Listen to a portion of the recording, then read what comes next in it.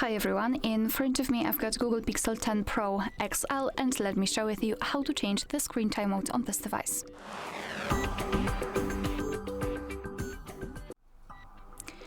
So let's begin with opening the settings, and here we have to scroll and find the option called Display and Touch. Here we've got the option Screen Timeout, so let's tap on it. And as you can see here, we've got some options from which we can choose.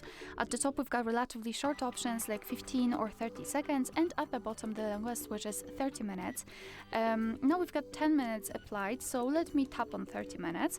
And as you can see, it will be immediately marked. And after getting back, you can see that it is notified right here, which means that from now on, after 30 minutes of inactivity, this device will black out. Alright, so that will be all. Thank you so much for watching. Please hit the subscribe button and leave the thumbs up.